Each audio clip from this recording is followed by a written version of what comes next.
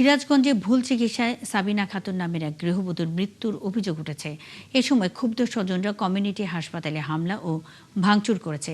সিরাজগঞ্জ সদর থানার ভারপ্রাপ্ত কর্মকর্তা রাকিবুল হাসান জানান, মঙ্গলবার বিকেলে পৌরসভার খলিফাপট্টি পুরাতন কমিউনিটি হাসপাতাল কমপ্লেক্সে এ ঘটনা ঘটে। তিনি জানান, গত ১৩ মে সাবিনা খাতুন পেটের ব্যথা নিয়ে হাসপাতালে ভর্তি হন।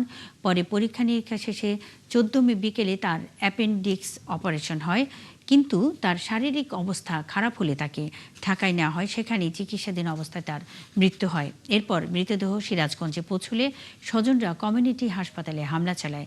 এদিকে তদন্ত করে প্রয়োজনীয় আইনি ব্যবস্থা নেওয়া হবে বলে জানিয়েছে পুলিশ। কোনো পরীক্ষাই করে নাই, খালি চালাইন দিয়ে অবসরের বেশি গেছে। 6 ঘন্টা এখানে তারা এই রোগীটারে নিয়ে এনারা হস্তান্তর করছে।